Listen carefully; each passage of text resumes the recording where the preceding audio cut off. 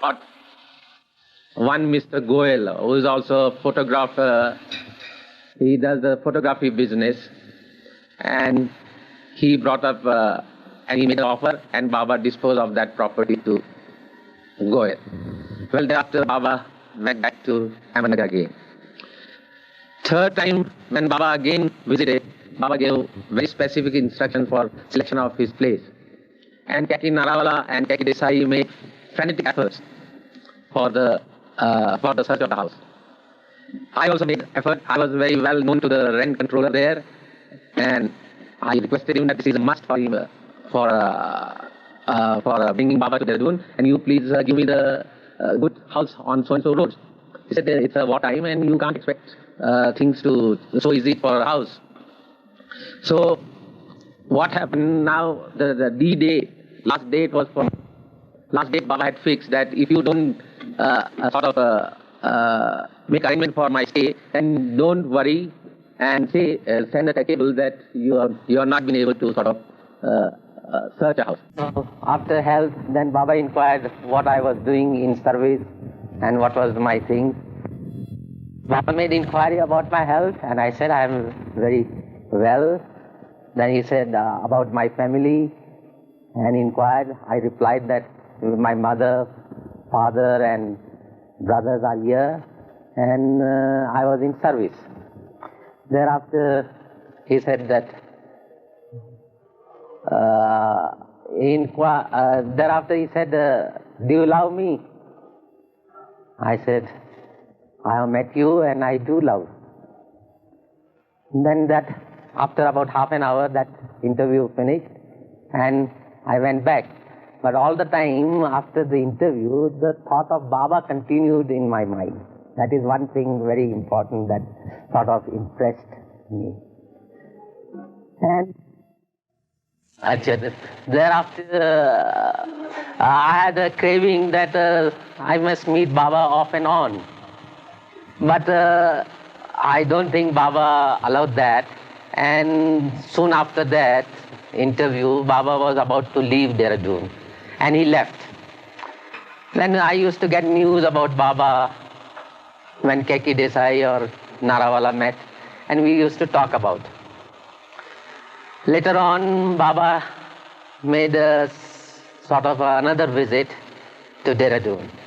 And that time, Keki Narawala and Desai was entrusted to look for a house for him in a place round about 4 miles away from Dehradun. And they made frantic efforts, looking here, there, everywhere. And at last, they made honest efforts, but the specifications that were given to them didn't clinch with Baba's requirement. And then Baba, they came across Shatrughan's place, Majri Mafi, or later on it was known. So Shatrughan came into the picture, and for Shatrughan you all must be knowing the whole story about Shatrughan. So when they heard about him, they feared that Shatrughan was a man who would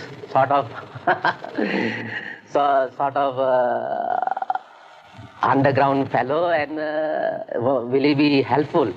But honestly speaking, Shatrughan was very helpful, and the deal for that Majri Mafi property came through. And then the date of Baba visit was fixed up, and we received Baba at Dehradun railway station. From station we went to Majri Mafi.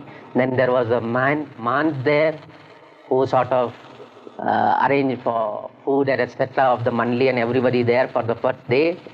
And Baba was very happy with the surroundings of the place and things. And he said that this is ideal. Thereafter we were asked to go away and then visit him as and when Baba wanted us. Well, then the caravan and things came all the way, and then our daily a visit was also there. So every day now we used to visit Baba in the morning, and the daily routine was Baba's that supposing he wanted our mails to come, we used to take mails with us. Then Baba used to enter some other work, say, there was a well digging, so we had cement and things like that to be done, or the labor problems, and we were doing all that with 100%. And Baba was very happy. And this visit was just sort of a daily routine. And you see, this is one I'm going to relate about must-tour arrangements. Baba was in Mussoorie then, relaxing there, after the great work he had done about writing about God Speaks in Dehradun. Then he wanted a little relaxation, and he was there.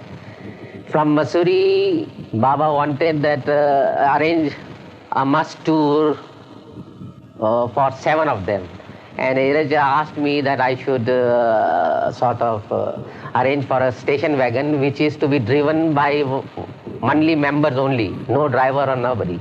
And I immediately say it's very easy, and all arrange.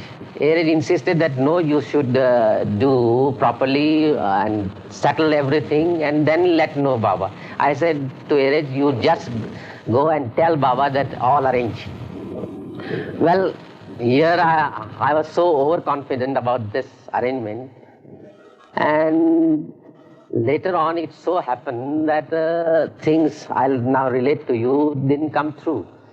Baba went on every week, twice a week I used to get the phone from Mussoorie, from Iraja, asking me what about the station wagon, and I had by then arranged everything with for the station wagon.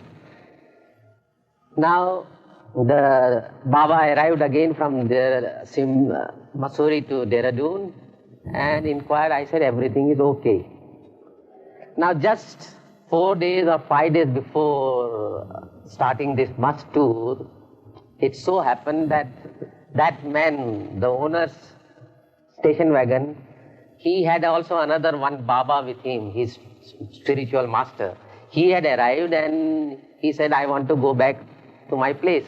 And that fellow offered the station wagon to his master. Well, the station wagon went, and it should have come the same day or the next day. The station wagon never arrived till the date of the departure for the must tour.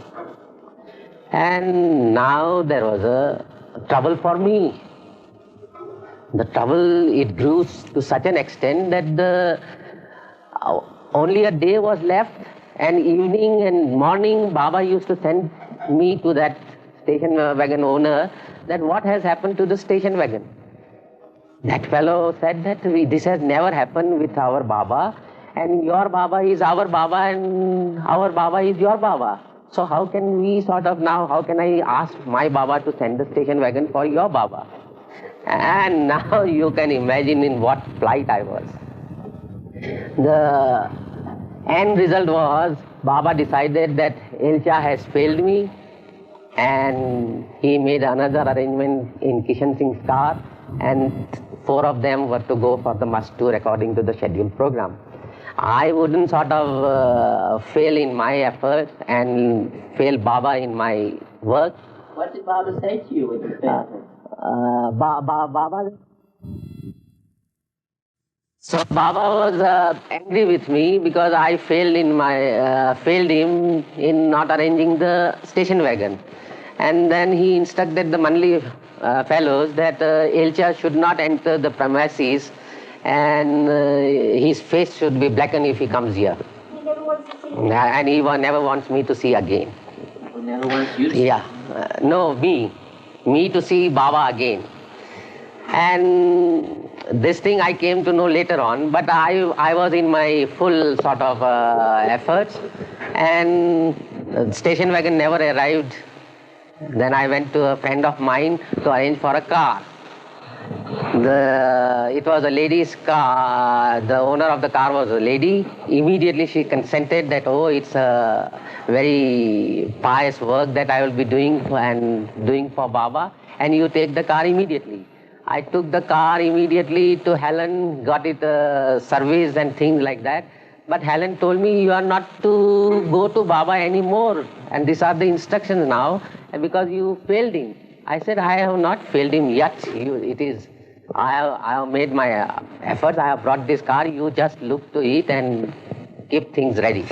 Well, he looked, and thereafter I took the car at about 11 o'clock in the night to Baba's place. There the Bedul was put on duty that Elcha doesn't enter the premises. Bedul stopped the car. He said, Elcha, you go back and your face to be blackened. These are the instructions. Because you have miserably failed in Baba's work. I said, Bedul, you please open the gate, and I want to put the car inside, and whatever Baba decides tomorrow morning, it will be done according to his instruction. He said, no. I said, I will get in. Whatever the orders are, I won't break Baba's orders, but I want to get in. And so I just accelerated the car, and Bedul got a little frightened, and I banged the door and got my car inside. And then I retired where the Mandali room was, and I slept. Next morning, Baba came about 5 o'clock in the morning, inquired everybody, and what was happening. So Bedul came to Baba and complained all about me. Elcha had come last night and he misbehaved with me. He was almost on me to kill me and whatnot. He said, where is he? He said, he's sleeping there in the room. He said, Acha. Then Baba went to the room. I was sleeping fast. He pulled me out by the ear. I said, Baba asked, why did you enter? I said, Baba, I must fulfill the promise that I made you.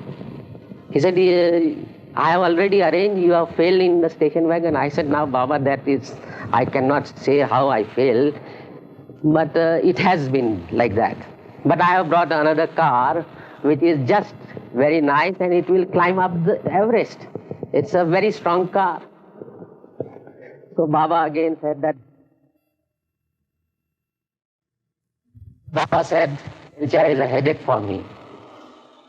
I thought Baba is after all a compassionate father and he will adjust himself rather than I telling him. So he called all the Mandali members to decide what is to be done now. He has done his work 100% honestly. That is how Baba said. And now, should we take him or should we continue with the program that we arranged the previous day? So all the Mandali members said that since he has done his work and he has brought another car, it's left to Baba's will that if he wants him, you take him. So Baba agreed. And then the people to sit in the car were fixed up. So with my car, I was to drive, Gustaji to sit in the front, Dr. Deshmukh at the back with a pitcher, water pitcher, and Shatrughan was there. And Baba with in the another car of Kishan Singh, Helen to drive, Baba, Iraj, and fourth one was, I think, Pendu. No, the fourth one was Bedul, I'm sorry, Bedul. So the journey started. We left about 7 o'clock in the morning and all fine set. We reached Roorkee, we reached Muzaffarnagar, and it was in the month of July, blazing hot, sun, temperature probably running to about 115, 118 degrees Fahrenheit. And all the same, I was following Baba's car. As we entered Muzaffarnagar, Bedul said we go to Bijnor, where there is a very good must. So when on a must tour, Bedul has the full charge of Baba and everybody, and we cannot sort of argue with him. So he took a turn to the road leading to Bijnor. It so happened we went a couple of miles, and I read near a petrol pump that road to so-and-so Bijnor place was closed, pontoon bridge removed. But Helen didn't reach, and he drove past with Baba. I stopped my car and I said, Baba will come back again. Dr. Deshmukh, Shatrughan, they begged that, Elcha, this is not the order, you must obey Baba's order, follow the car. I said, but why we should go when the car is to return again? He said, nothing doing, you just start. So after great persuasion, I again started the car and I went. As I did a couple of miles, then we had to go through a river bed. And as we entered there, one of my tires bursted. And my God, that was the beginning of a trouble. Now, to remove tire, put the second stepney. So it was so hot, and we had blisters on our hand. But anyhow, we changed the tire and proceeded again further in the river bed. And what do we see? Baba's car absolutely sunk in the sand. And Baba was in utter sort of anger. His face was red as iron hot. And all the people there were also helpless. They couldn't sort of pull out the car from the sand. The more Helen accelerated the car used to sink the wheels. So immediately we reached there. Baba got angry. Where was I? What I was doing? Where? I said, Baba, I related the whole story that you should not come so far away because the road is closed. Then did you read? I said, yes, we read there, and that's why for a couple of minutes I stopped the car there. Then there was one burst of our tire as we were entering this river bed. My God, Baba said, this is a terrible, you are the nuisance, I think. Elcha, you are the nuisance. I said, Baba, now can you do something for this car that has gone in? I said, Baba, I'll do in split seconds, don't worry. So again, I was so overconfident, but I said, Baba, now your little orders will have to be sort of overruled because here some lies has to be told. You have to act here as a deputy commissioner or a collector, and we are your servants, and the people around here, there must be some people looking to our sad plight, and they must be all seeing that supposing we call them, then they will have plenty of money and they will pull out the car. Baba said, you do something and take this car out. So I said, Baba, and in that, as we were talking like this, about 12 or 16 donkey fellows were coming up. So I said, now Baba, be ready, you are to be collector, and I will go approach them and I'll say that they will run away, then you take your stick in your hand and just wave, and then they will feel frightened, then they will come. Well, it happened, they came round, then they spread a little mat onto the front wheel, then we gave a strong push to the car and the car was out. What Helen made a mistake was, he should not have gone off the track. There are two iron sort of strips on which you have to keep the wheels. If you go off the wheels, you just get your wheels into the sand. Did Baba wave the stick and do everything like you? Yes, Baba said, yes, Baba said like this, and I said, the collector Sahab is wanting, he wants this car immediately out, and they then came round, and the car was out. Baba was very happy that all this money, Baba was very... Describe what happened when the people came up. I'll go back a little bit to explain you why I had to tell Baba that you act as a deputy collector or a collector, because when we are in such a sad plight, supposing our car is got into the sand and things like that, these people around there, they try to run away and then sort of squeeze more money from us. And this incident I had once previously also, not with Baba, but when I was alone. And I knew what's to be done with it. So I related everything to Baba prior to this. And then Baba agreed, you do anything you like. and just relieve me from this torture of this hot sun and trouble. There was no water with us. Everything was finished. So those donkey fellows, about 12 or 15, they approached us, and I said that Collector Saab is here and you have to take his car out. And Baba said, hurry up, do something to clear the car. Then I said, come on, Saab has ordered that this car must take out quickly, take it out.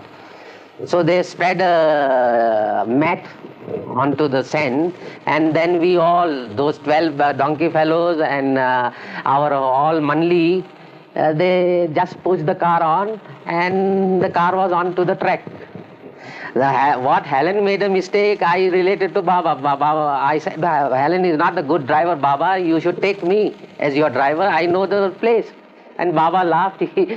All his anger had finished, and the car was there. Then those donkey fellows, they had never traveled on a car.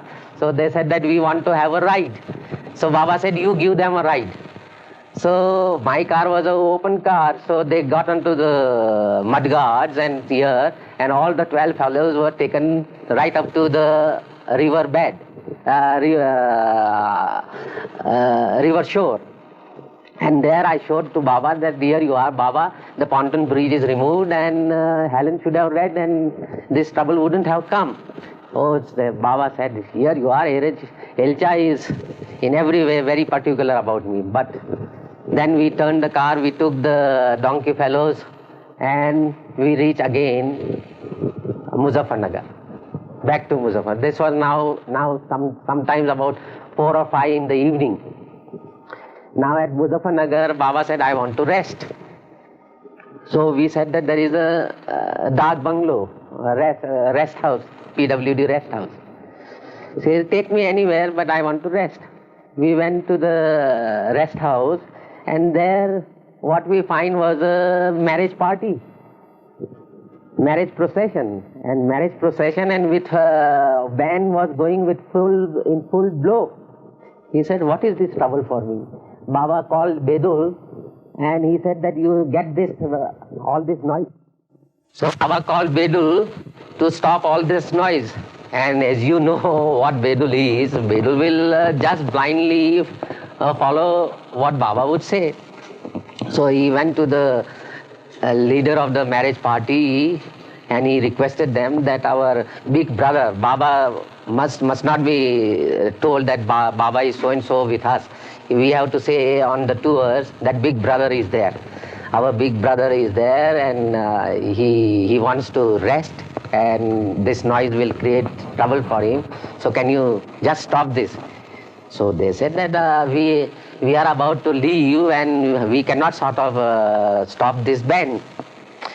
And the more Bedul went, the more the band was in full blow. And Baba would clap, and constantly this to and fro business was going on. And the end was that after, say, half an hour or so, the procession went away. Then Baba had a peaceful night.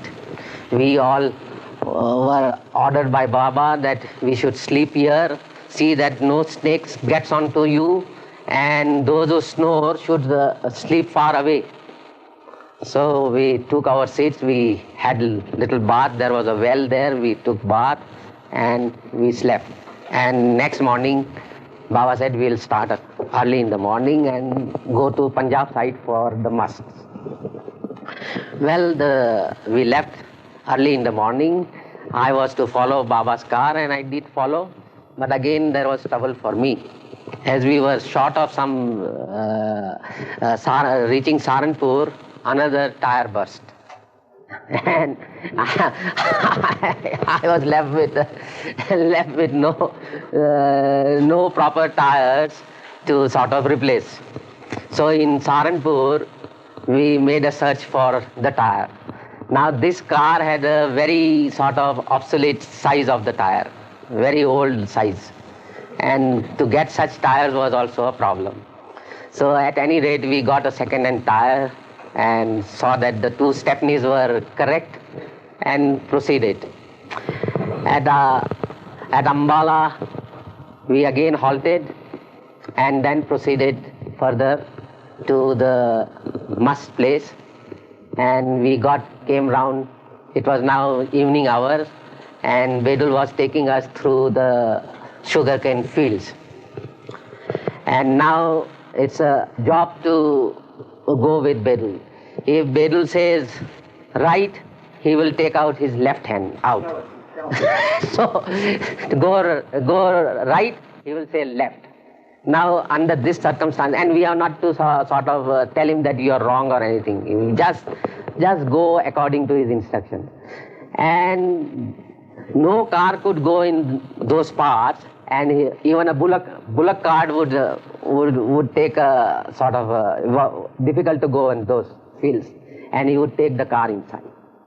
Well, we took the car. So through these fields, we came across to the place where Bedul had selected the must for Baba's sort of contact. Well, that must was there, but he would not open the door.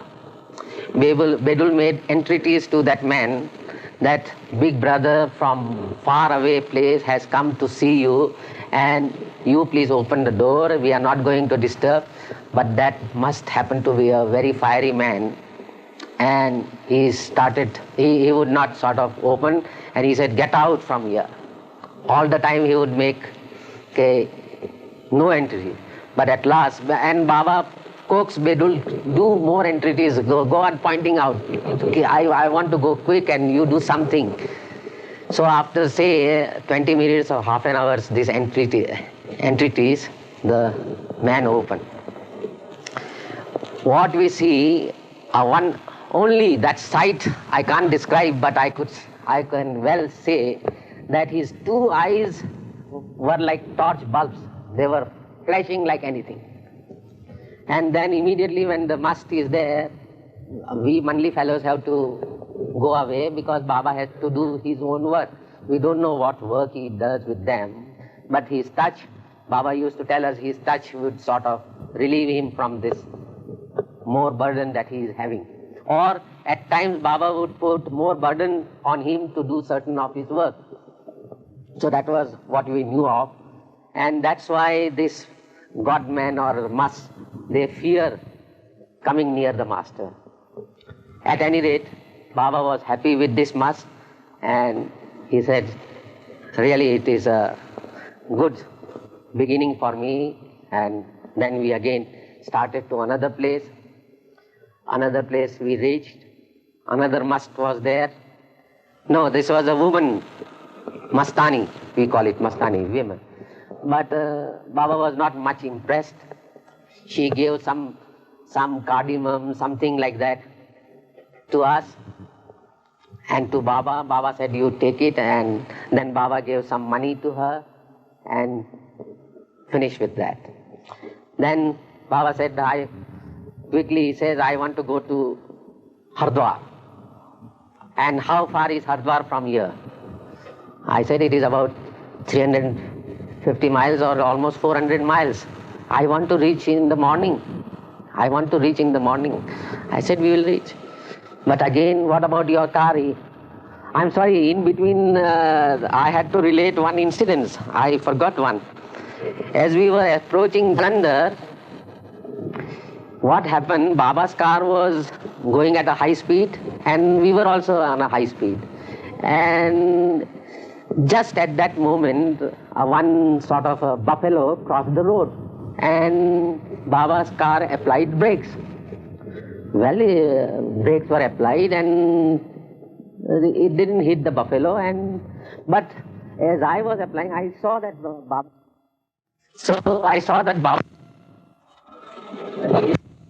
So as I was applying the brakes, my brakes failed. And now we were hardly, I should say, about 5 feet from Baba's car, otherwise a headlong collision with Baba. And it could have happened in split seconds. And Gustaji is next to me, he was tense, I was almost on my brakes, but there. And Dr. Deshmukh, "Oh, Baba," and he just collapsed, I should say. He, with that pitcher of water he was carrying. He collapsed, that thing broke, and and Shatrughan was also tense because we were it was, I don't know what disastrous accident it would have been.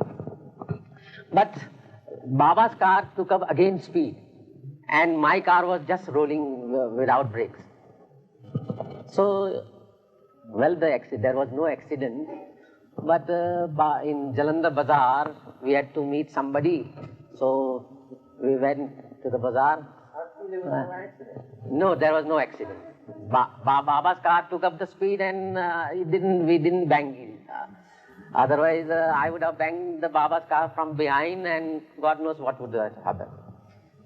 Then, as we stopped the car in that bazaar, Jalandhar Bazaar, Dr. Deshmukh got out, and he prostrated before Baba full length on the bazaar and wept and said, "Baba, Elcha is a restless driver, and I'm not.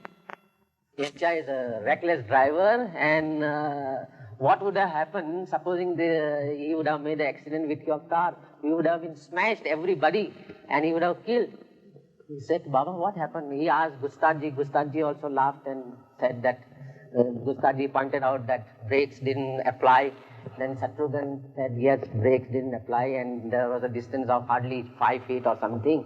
And this happened on the highways when we were speeding, and that cattle was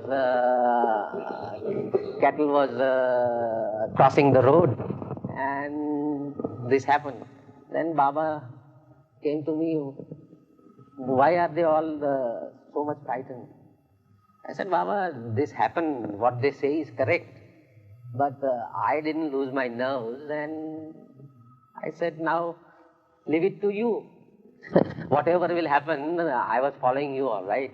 And it never happened. Then he asked Helen. Helen was a mechanic also. So he asked Helen that you just see what is wrong with the brakes. Helen saw the car, and after that reported to Baba. He said, "There are no brakes, Baba, to this car." He said, "No brakes?" He said, "Baba, this is an old model car, and these have mechanical brakes. So if they apply very nicely, otherwise they don't apply." And there were no brakes in the car. So Baba asked him, "Do something." He said, "I'll adjust, Baba, but still the same story may be repeated if the brakes may not apply." Then Baba asked me, "Are you afraid?" I said, "No, I am not afraid to drive. I will drive all right, and according to your instructions." Then Baba said that, "All right. Then what you have to do is to remain 100 feet behind my car. And whatever the speed I go, you will have to go. If I go by 100 miles, will you go?" I said, "I will go. Because here is the man who is fearless." Baba told a manly fellows and looking.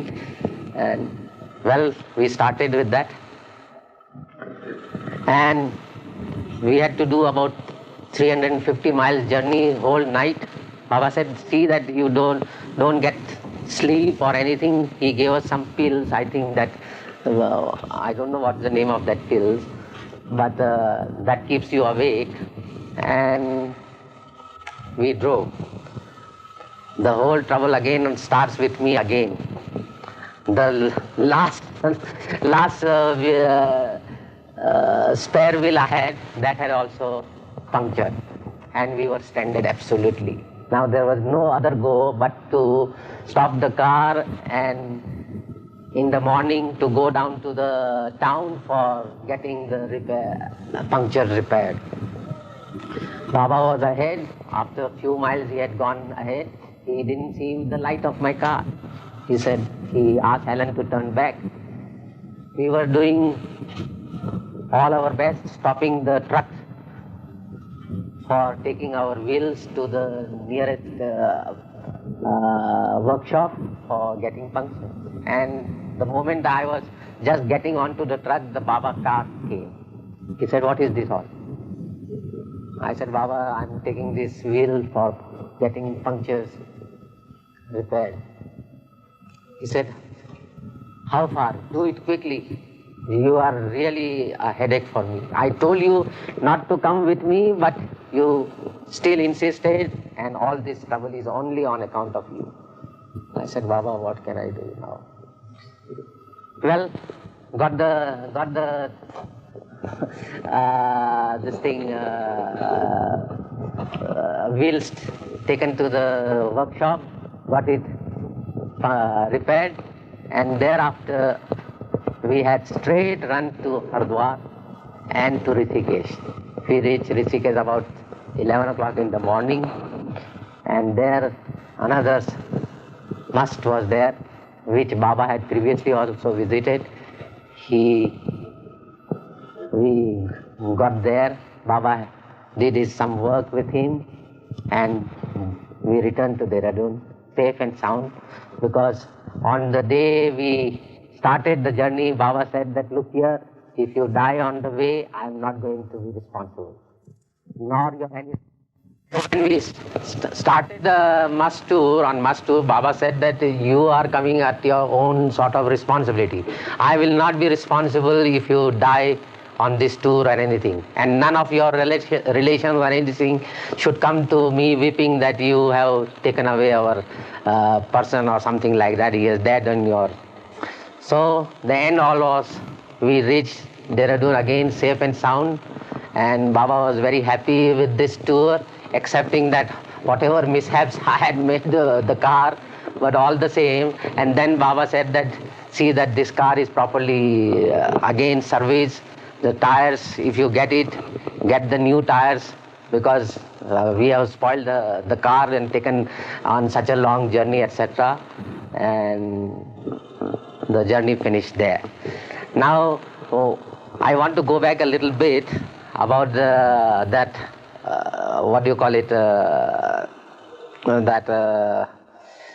station wagon, how it didn't come.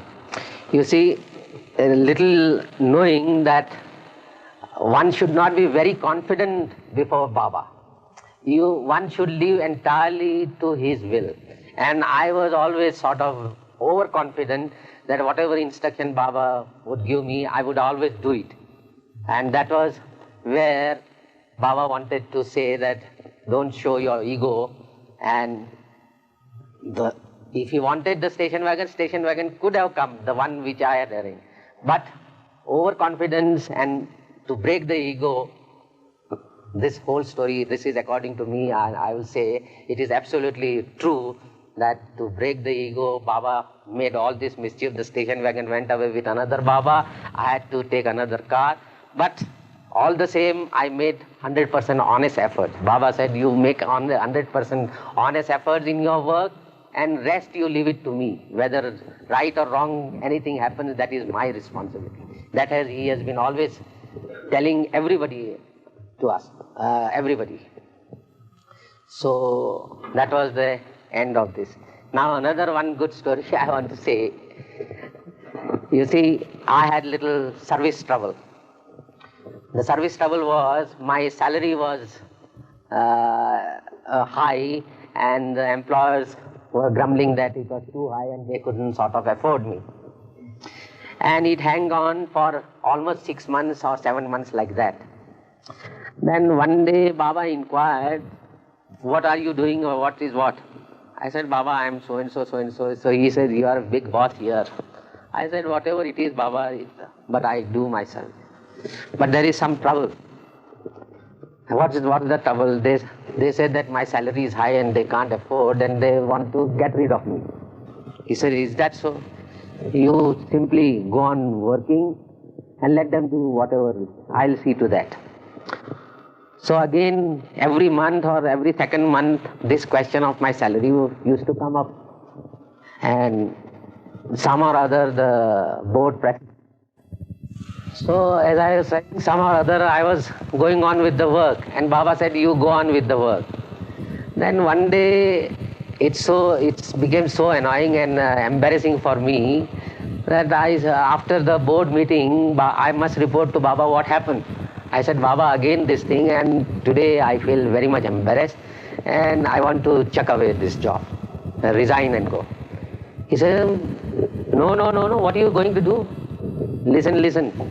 Now when this question comes about your salary and thing, you just tell them that what to say of reducing the salary or this, I want 5 rupees more, like this. He said 5 rupees. Then he asked me, will you tell this thing? I, without any hesitation, I said, yes, I will speak. Why not? All right. So again, after a month, a meeting was there. And same thing. I got up and said, every time this question of salary is very much embarrassing on me. I must tell you frankly, once for all, that reduction of salary is out of question. I require 5 rupees more over the salary. Well, then the president, the deputy commissioner, he said, all right, Mr. Mistry, please. So in that meeting, it was again becoming very embarrassing for me. And I was almost about to sort of chuck out that job, but I had to obey Baba. So after the meeting, I came to Baba's place and reported about the incident. Baba was very keen that I must report him everything in detail what happened in the meeting. I told Baba that, Baba, now it is becoming very, very embarrassing and I want to resign and chuck off.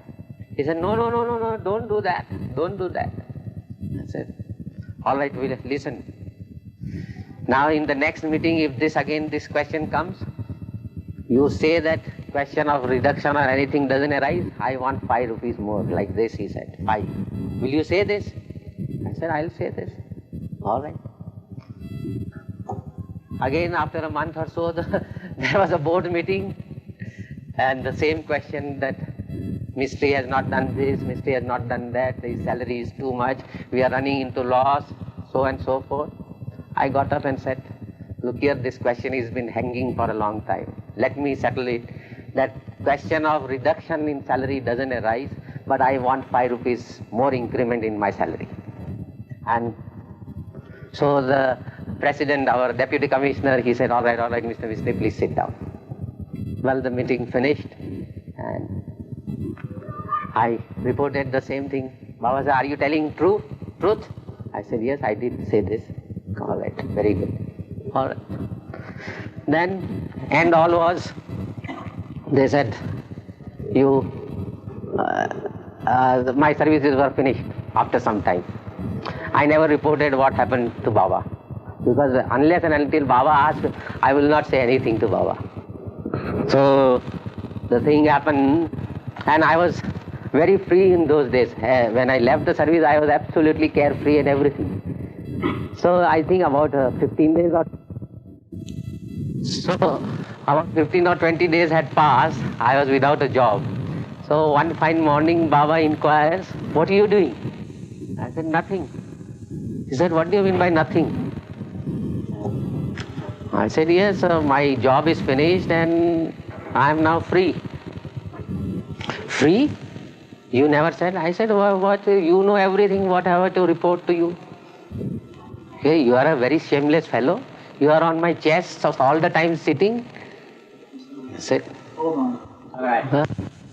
So Baba said, you never reported the incident and you are sitting on my chest. What is this all? I said, Baba, you know everything. What should I report to you? He said, then he pointed out to Mandali's, what sort of fellow is this? He said, everything is in your hand. They also said, we have not to report to you of our troubles or anything. Your orders are there. All right. He said, do you know anybody who can offer you a job? I said, only last week there was, my old boss was here in Dehradun. He had come to see Anandmay Mataji. And he sort of asked me if I was free to come to Simla and join there as the secretary of the Himachal State Federation. I said, I cannot do so unless Baba orders me. He said, Acha. So, will he offer you a job? I said, I don't know, but this was the talk there. He said, just now you write a letter there and tell him to reply you immediately. I wrote him a letter. His name was Mr. Hariram Joshi. He was the registrar of cooperative societies in Himachal Pradesh after retirement. So Baba was asking, do you know anybody who will offer you a job? I said, yes, my old boss was here last week in Dehradun, and he wanted me to come up to Simla and take up a job of a secretary of Himachal State Cooperative Federation. I said, I'll have to take orders from Baba, and if he says, then I'll join him. Okay. So Baba immediately said, you just now write letter and tell him to sort of reply immediately. And how many days he will take to reply? I said, Baba, how can I say how many days he will take? Well, if he wants me, I will definitely write to me. Say, all right, you do quickly. I sent out a letter. I think, supposing I wrote today, it reached him next day. And the third day morning, about in the afternoon, I got the telegraphic orders appointed on so-and-so salary and join immediately. And now Baba had ordered me that immediately I get any reply or anything, it should be reported to him at once. I ran to Baba's place and handed over that telegram to Iraj. Then Gaver came out, because by that time it was after 4, about 4.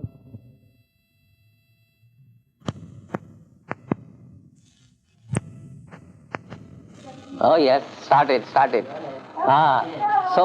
as I was telling you, I got the reply from Simla, from my ex-boss, and he issued an order appointing me and to join me at once in Simla. Well, I took the telegram to Mandali, showed it to Iraj. Iraj gave it to Gaver, and Gaver took to Baba's room. And Baba immediately came out from his room. He said, what are you waiting for? I said, Baba, the telegram has just come, and according to your instructions, I have come to tell you this is the position.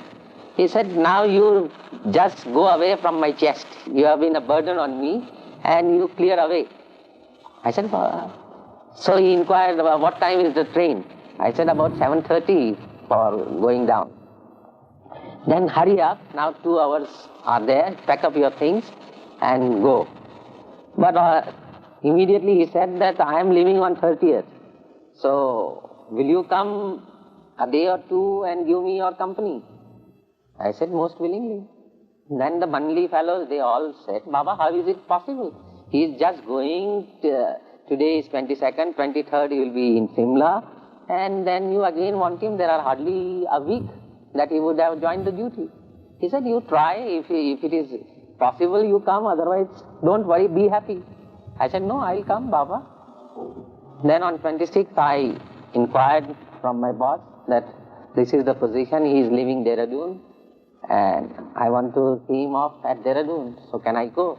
He said, most willingly, for this work and if you have any work outside Delhi or anything, you arrange and make a tour of that. I said, I have just joined, I don't know anything of the problems to solve at Delhi or things, but I'll go on my own account and return. He said, go. Well, on 26 I again left Simla. I was on 27 in Dehradun with Baba for 3 days.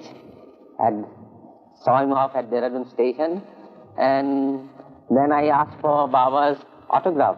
I took my autograph there. He said, what is this again? I said, give me something. So Baba, on my autograph, he just made a sparrow sort of a figure, and that's all, he gave it back.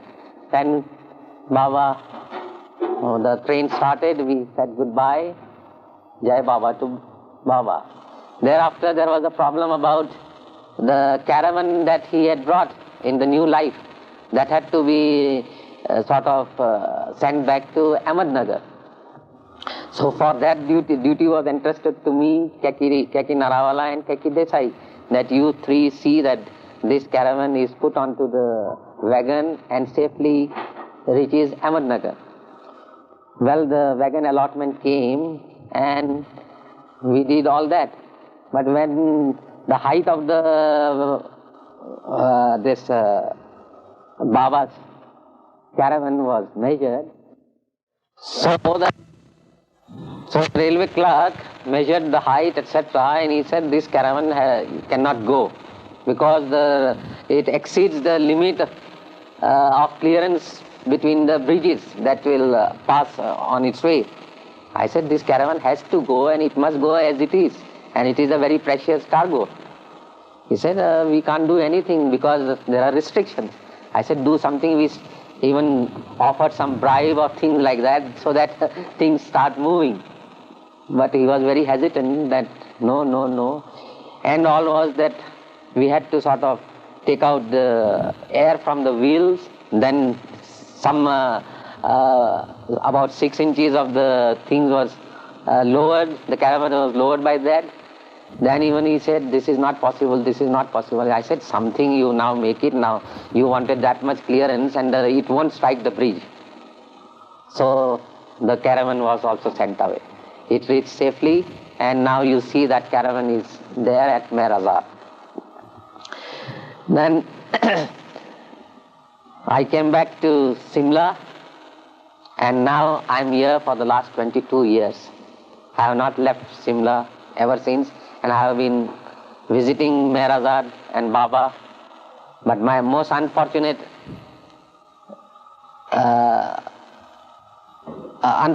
in my life has been that I have not been able to be with Baba at the time he dropped his body.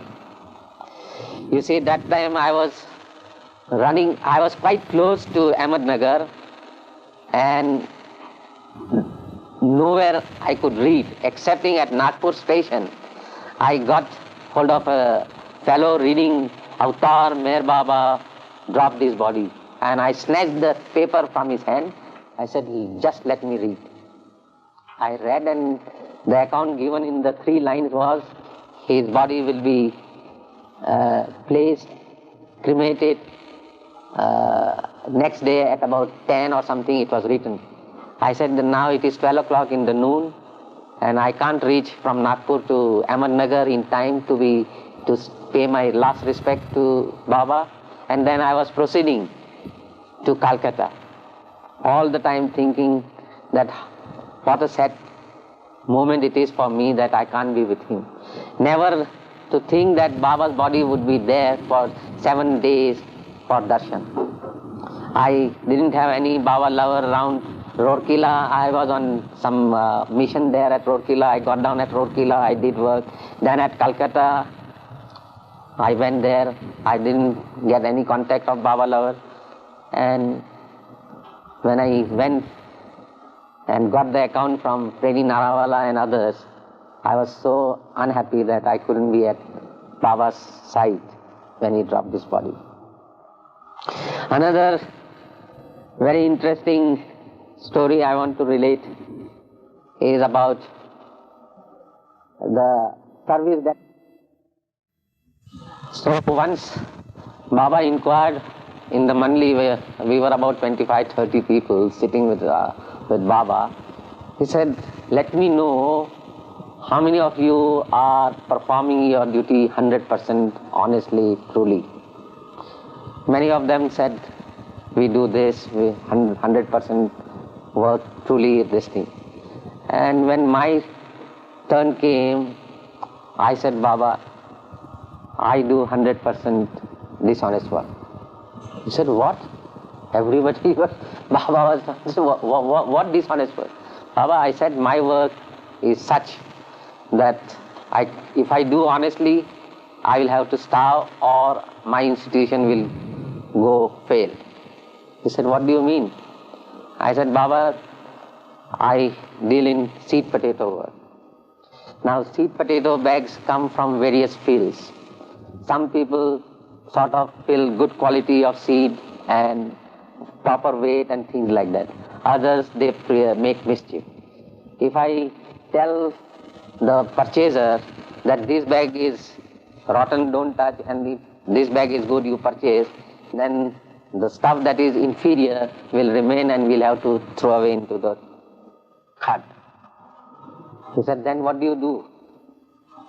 He said that we mix up the good quality bags with the inferior ones, stack them there, and then when the purchasers come, we show them the best ones, give them the correct weight, show them the correct weight bags, and then they sort of bargain.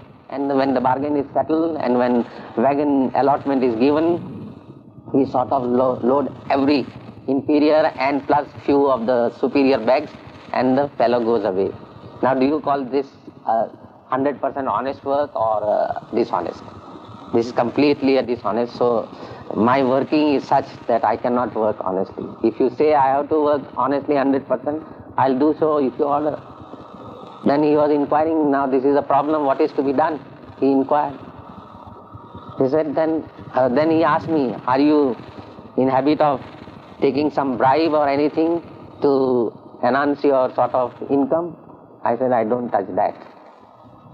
Then Baba, after a few seconds, he said, all right, you are doing this work, honest or dishonest. For you it is honest work because you are working for the institution from where you get your salary.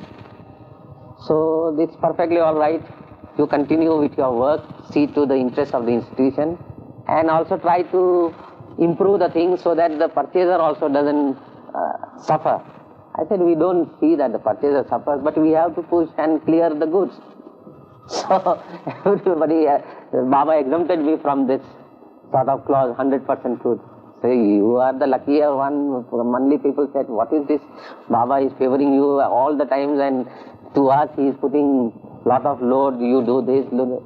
I said, I spoke to Baba 100% truth. My work was... So the position was made clear.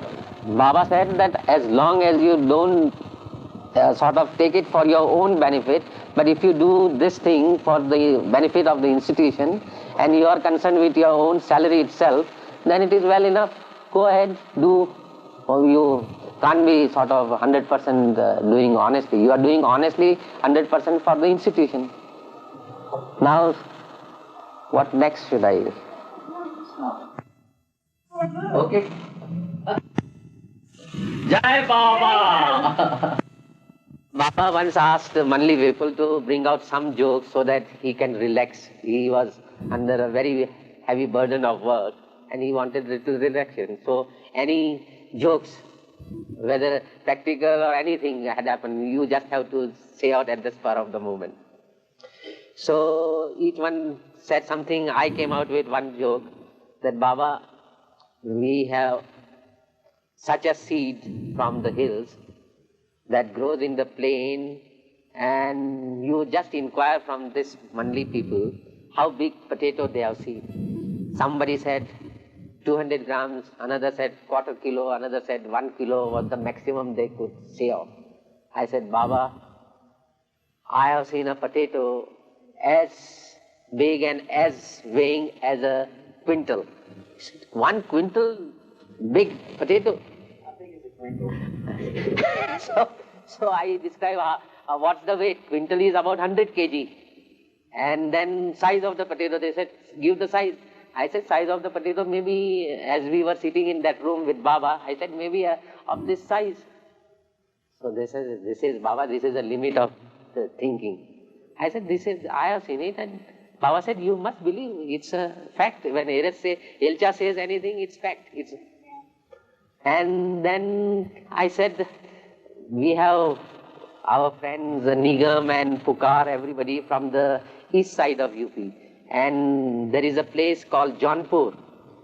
They will bear me out that in Jaunpur, a radish is as big as about, say, half a mile.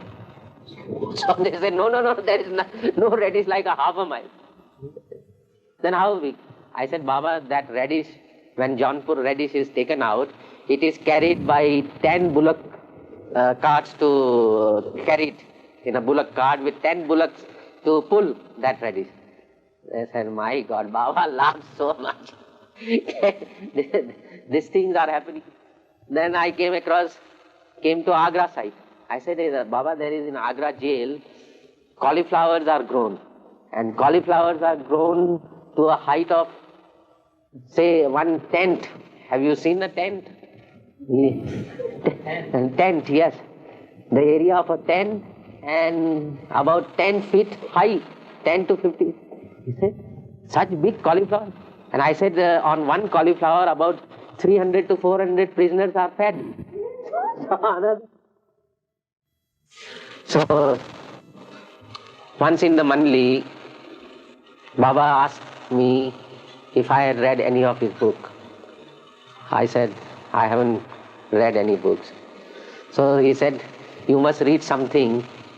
So he gave me one God Speak, Listen Humanity, Stay with God also, and one or two others also. I took that bundle. Baba said, will you read? I said, I'll try to read, Baba. All right. So I brought the books home, tried to started with God Speak. Listen Humanity I have read completely. Then I took to God Speak. Immediately I opened the God Speak. Hardly I had gone 2 or 3 pages. I start dozing. I said, I did attempted several times, and each time I used to doze off. So I kept it there. When I went on my annual leave, Baba inquired, what's the result? What have you read? What have you done? I said, Baba, I'm sorry about God Speak. Whenever I tried to read, I used to get doze off. So I have not read it. He said, all right, you leave it as it is, and finish. But one thing I tell you, you hold fast to my Daman. At that time it struck me that Baba, in Simla, there are lots of storms and things are like that. So supposing at that moment, if I am flown away, what happens? I'll lose grip of your Daman. So don't worry, that time I'll see. I'll look to that. So now I come to, this was the talk long ago, and now I come to the Jeep accident that I met on the 19th of June 1972, under a very, very similar conditions. You see, this talk I may had about 2 or 3 years ago or 5 years before, but this happened in 72 while I was coming from the hills and coming home. I met with an accident and I rolled down the hills with 5 persons in the jeep. It so happened that there was sudden cloudburst, torrential rain and hail. Visibility was entirely poor, hardly 5 feet of visibility, and thunder. In that condition, we were coming home. It was a month of June, so naturally it was a bit hot here in Simla also. So I was not having warm clothes. I had my bush coat only. So I was shivering. So usually I drive the jeep, so I gave it to driver to drive, and I got into the back seat. We were driving, the drivers were also driving all right. Visibility was poor that we could see. So immediately on a turn, on a wide road, say about 30 to 40 feet wide, the driver, instead of taking a curve, he took a plunge into the... So he jumped over the road and crossed the parapet wall, and jeep started rolling down the rocks. First lucky point was that it hit a tree. The lights and everything finished. Then again we rolled down further. Then second bump, and we were still rolling down. Thereafter, the jeep took a somersault, complete somersault, and all the 5 occupants were thrown apart. All were in perfect senses, and I told occupants, all the occupants, not to jump out, but let's see where we go. After that somersault, all thrown out, some chaps crying here, some chaps there, and I was also thrown out. But after the second bump and the somersault of the jeep, a flash of thought came, and I just remembered and said to myself, what is this Baba? And believe me or don't believe me, immediately some sort of a hand come, and those hands just put me on a Dunlop pillow thing, like softy things. And I was placed there. The other occupants, thrown about 5 feet away, he comes to me, tells me, come on, Edie, get up. I said, I don't think I can get up, I lost my leg. Then, in the flash of lightning, he saw that the blood was gushing out from my head. So he said, Edie, you just stay where you are, and I'm calling for help. And he ran up the hill. Even if one tries to just run on that hill, I don't think anybody could climb up that portion. He came to the roadside, went to the police station, reported first to the shop, to his father, that we have met an accident and the position is like this. By that time, the people down below, they were all milk fellows. They rushed up. One chap gave me help to get up. I said, you are a tiny fellow, bring some sturdy man, I can get up, I don't think I can walk or anything. So he brought another man, and with the help of two, I was brought up to the roadside. Another fellows were also brought up, and then two of us were in a bad condition, myself and another chap. We were rushed to the hospital. The whole Simla was in darkness. All the electricity has gone off. So we were brought to the hospital, and the doctors examined us under the torches. First, the other occupant was sort of attended, and he had about 50 stitches on the head. And thereafter, I was attended. First, my head was stitched up, about 18 stitches, and next morning after x-ray and things like that, they found there was a fracture in my leg, and my imagination that I had lost the leg was wrong. And of course there were some ribs also, some ribs fractured. And now you see hale and hearty with Baba's grace, sitting before you and giving you the stories. Just stop.